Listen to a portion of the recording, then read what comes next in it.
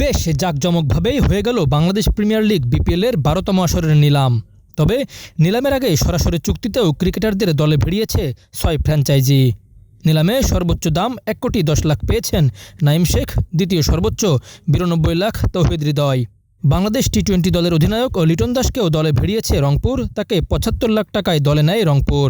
এক নজরে দেখে নিন নিলাম শেষে কেমন হলো দলগুলো।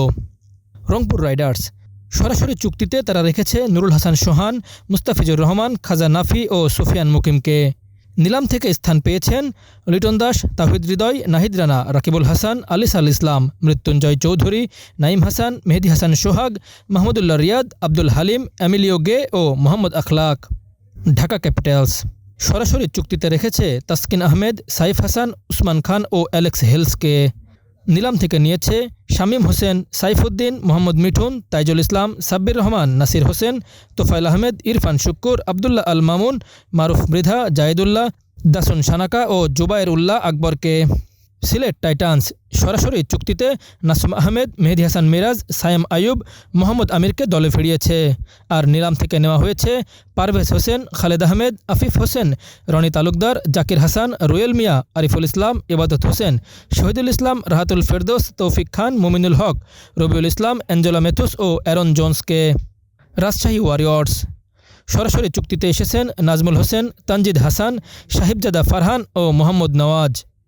নিলাম থেকে এই দলে এসেছেন তানজিম হাসান, ইয়াসির আলী, আকবর আলী, রিপন মণ্ডল, জিশান আলম, হাসান মুরাদ, আব্দুল গাফফার সাকলাইন, SM মেহরাব, ওয়াসি সিদ্দিক, মোহাম্মদ রুবেল, মুশফিকুর রহিম, দুষ্মন্ত হেমন্ত ও জাহানাদাদ খান। চট্টগ্রাম রয়্যালস সরাসরি চুক্তিতে মেহেদী হাসান, তানভীর ইসলাম ও আবরার আহমেদকে দলে ভিড়িয়েছে। নিলাম থেকে এসেছেন মোহাম্মদ নাঈম, শরীফুল ইসলাম, আবু হায়দার, মাহমুদুল হাসান, সুমন খান, জিয়াউর রহমান, আরাফাত সানি, মুকিদুল ইসলাম, সালমান হোসেন, শুভাগত হোম, জাহিদুজ্জামান, নিরোশন ডিকলা ও অ্যাঞ্জেলা পেরেরা।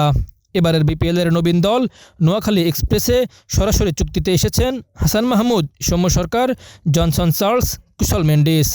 আর নিলাম থেকে জাকের আলী, মাহিদুল ইসলাম, হাবিবুর রহমান সোহান, নাজমুল ইসলাম, আবু হাশিম, মুশফিক হাসান, শাহাদাত হোসেন, রেজাউর রহমান, মেহেদী হাসান, সৈকত আলী, সাব্বির হাসান, ইহসানুল্লাহ ও হায়দার আলীকে দলে ভিড়িয়েছে নোয়াখালী।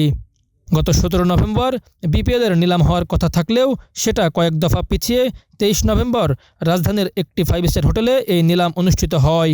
১৪৭ জন দেশি ক্রিকেটার মোট ৬টি ক্যাটাগরিতে নিলামে উঠেছিলেন।